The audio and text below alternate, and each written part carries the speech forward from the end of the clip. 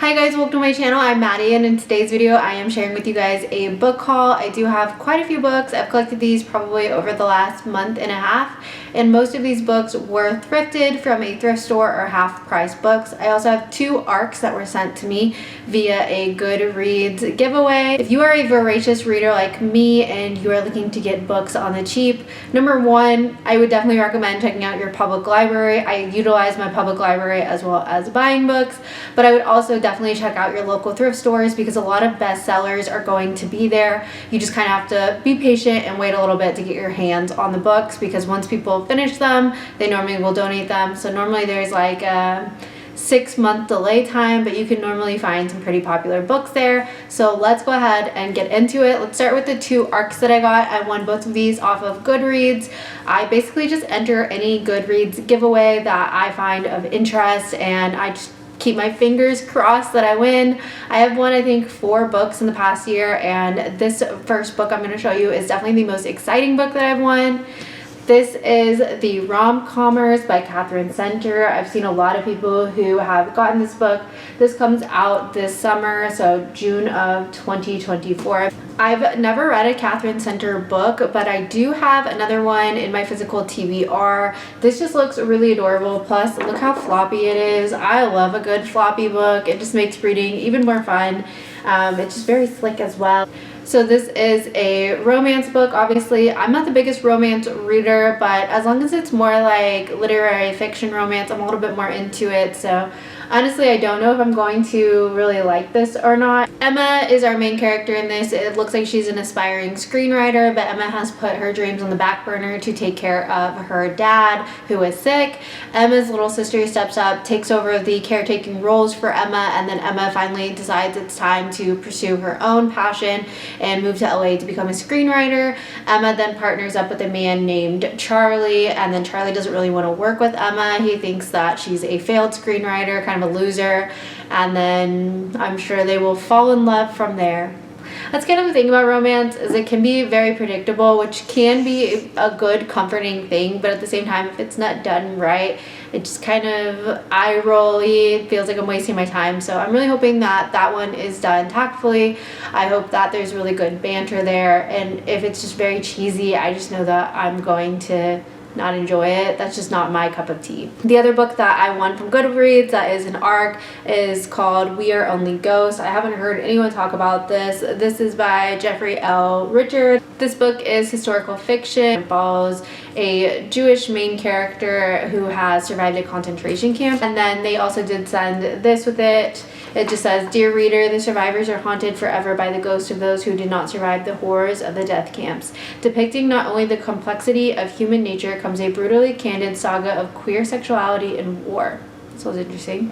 Thrust back into the horrors of his time in the camps, Charlie Ward must ponder who he was and who he has become as he is confronted with a ghost from his nightmares. So it doesn't say when this book is coming out, but I always enjoy a good historical fiction novel. This is actually going to take place in the 1960s. I got this book at Half Price Books. The title of this is There Will Come a Darkness. It's by Katie Rose Poole, and honestly I've never heard of it, but the gold cover really captured my attention. It's also a Squarefish imprint. I really like Squarefish, at least most of the books that I've read by them. It starts with a map. That's always kind of a good indicator, I feel like. This is a YA fantasy. Another half-price finds. This is In the Unlikely Event. It's by one of my favorite authors. She's been one of my favorite authors pretty much my entire life since I read Tales of a Fourth Grade Nothing. This is by Judy Blume, the legend. So this is actually one of her adult novels. She's primarily known, I feel like, for children's literature, but her adult novels are fantastic as well. I read Summer Sisters this past summer, and I absolutely loved it. This takes place in 1987. This is about a woman who returns to her hometown. Basically, something tragic happened having to do with an airplane, and she finally has decided, like 30 years later, to confront what happened. Another YA book. I really do enjoy reading most YA, as long as it's not like pandering to the audience, as long as it's not treating the kids like they're stupid. YA, I think, is just a fun read. I don't think you're ever too old to read children's or young adult books. So this is by Angie Thomas. She's the same author of The Hate U Give, which I thoroughly enjoyed. This is called On the Come Up. This follows a teen rapper, Brie. Brie is just like becoming worldwide and famous, but then a controversy hits and then Brie has to navigate this controversy. And I bet it's going to be really good. It is kind of longer, it seems, for a YA book, but as long as it's a thoroughly thought out story, I never really care how long a book is. I'm never deterred by a page count. Yeah, it looks like it's 445 pages, so definitely a longer book for YA, but I'm ready for the journey. Then we have a Reese Witherspoon book club pick. This is called The Light We Lost. This is by Jill Santopolo. Quickly reading the back synopsis, this seems like it's going to be a second chance romance. We have a non-fiction book. I found this one at a thrift store. This is Killing Patton. This is part of the Killing series. Basically, Bill O'Reilly, which I know, and his writing partner, Martin Duger, they do a lot of research and they just talk about the biographies of these people that were killed and maybe what would have happened had they not been killed. So I've read a few in this series. They're always really well researched, but they are pretty dry, to be honest. I do think there's better biographies out there, but I do find the subject matter on most of it pretty interesting. I've read Killing Reagan and Killing Kennedy. Another thrift store find, this is If There's Tomorrow. This is by Jennifer L. Armentrout, and I was really drawn to this because I've heard Jennifer L. Armentrout so much. She writes a really popular fantasy series. I don't honestly remember what it is. Maybe From Blood to Ash. I just know I hear her name a lot in the booktuber community. And so when I saw this, I was drawn to it.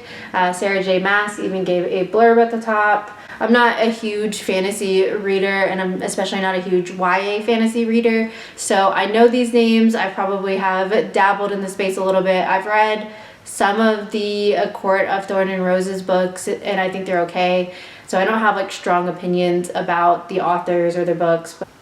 And the little byline was also interesting. It says, Lena has always felt immortal, but one night can change anything. So, sounds interesting. It doesn't sound like it's going to be like overwhelmingly fantasy. I got this just yesterday. This is Room by Emma Donoghue. I have seen the movie that is based off of this book. Brie Larson did a phenomenal job, so I have always wanted to read the book to see how it does correspond and align with the movie. Sometimes I'm thankful that I've seen the movie first, because whenever I read the book and then go right into a movie, I do tend to fixate on all the things that they change. So it has been probably 6 years since I've seen Room, so hopefully I will not find myself comparing and contrasting as much and fixating on that, because I understand they're two just separate pieces of media, but I don't know, I just get very like in my head about how Hollywood changes the author's intentions sometimes. Like, I think of my first devastation that I experienced. Book to film adaptation was My Sister's Keeper, where they killed off the wrong sister, and I just remember all my friends were sobbing, and I was just indignant and adamant that they got it all wrong, and I couldn't even feel any sort of emotion towards the movie because I was just so pissed off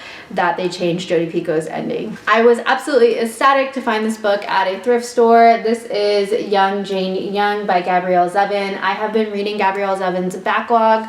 She is the author of Tomorrow and Tomorrow and Tomorrow and The Storied Life of Adri Fikri, which I loved both of those books.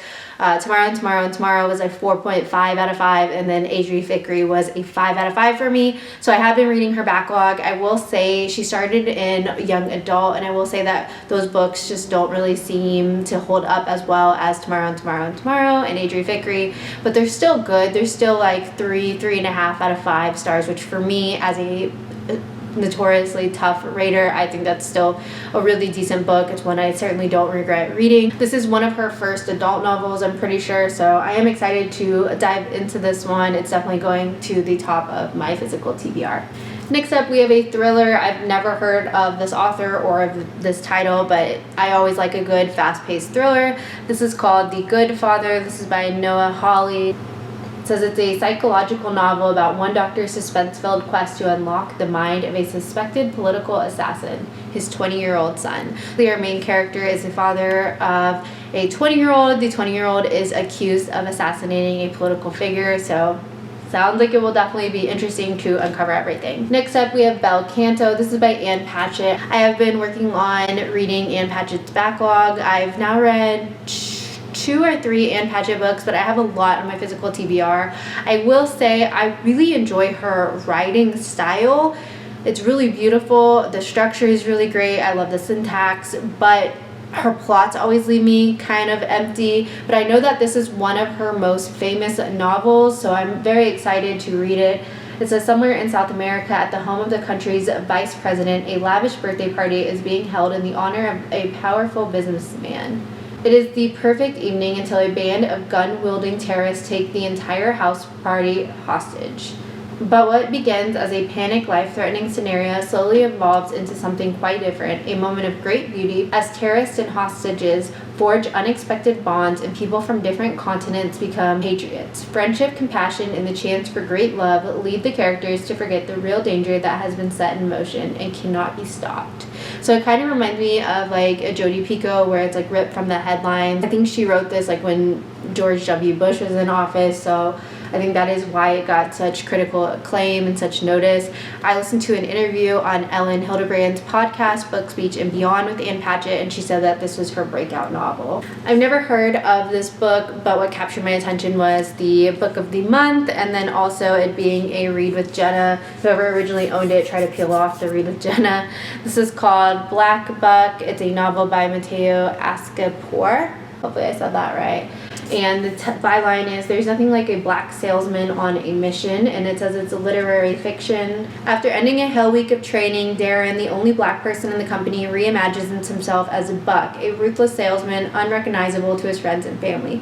But when things turn tragic at home and Buck feels he's hit rock bottom, he begins to hatch a plan to help young people of color infiltrate America's sales force, setting off a chain of events that forever changes the game. And it's described as being really funny. Really interested in that one. We have a historical fiction novel. This is called The Devil in the White City. This takes place in Chicago in 1893 during the World's Fair.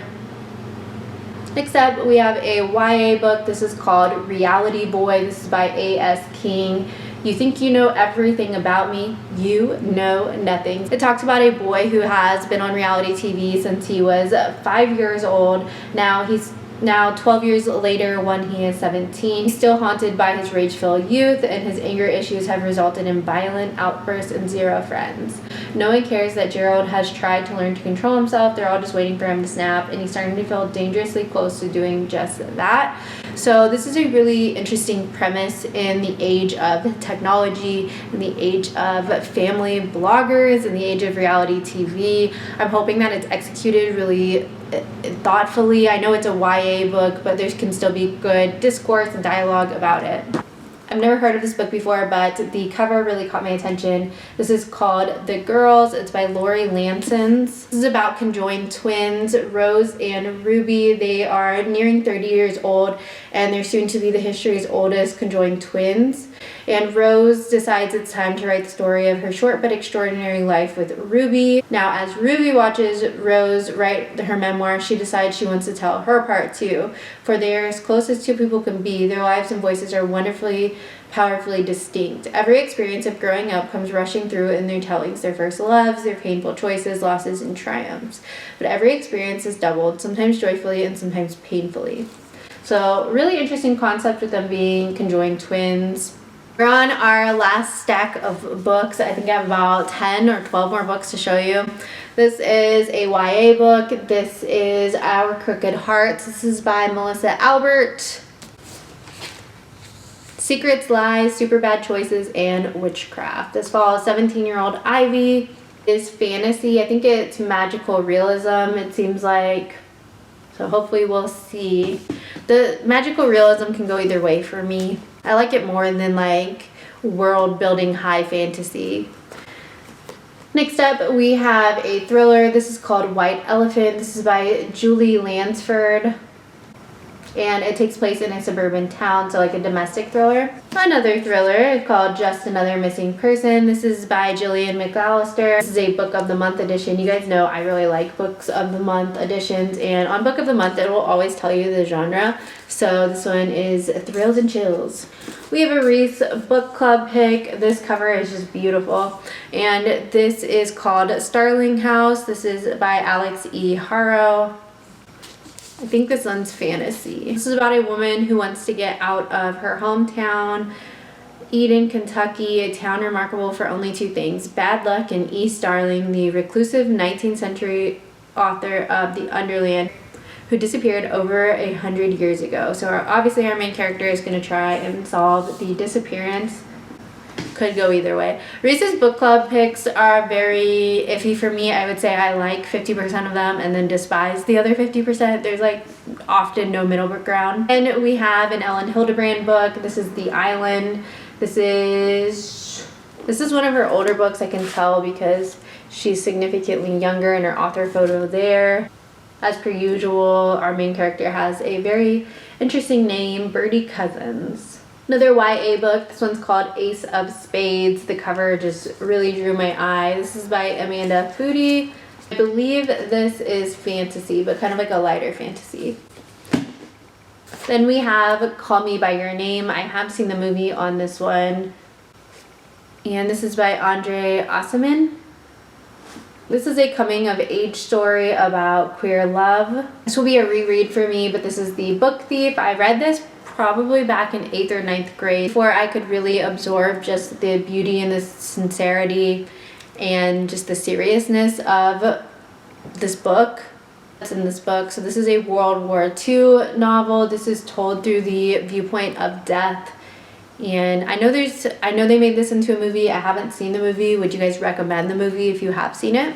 Then the queen of historical fiction, or one of them, this is a Fiona Davis novel. This is called The Dollhouse. This takes place in the lush world of New York City's glamorous Barbizon Hotel for Women, where in the 1950s a generation of inspiring model secretaries and editor lived side by side while attempting to claw their way to fairy tale success, and where a present-day journalist becomes consumed with uncovering a dark secret buried deep within the Barbizon's glitzy past.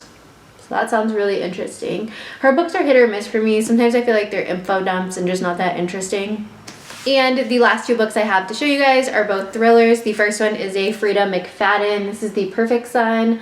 I've read one Frida McFadden. All of her books are on Kindle Unlimited. I honestly don't remember which one I read. I think Lie was in the title, and I thought it was super, super okay. The writing's not really that good, but the twists are pretty good, and it's a really fast read, was my experience. So I'm not expecting this to be a literary masterpiece, but as long as it has some good twists that aren't completely random, I can be on board.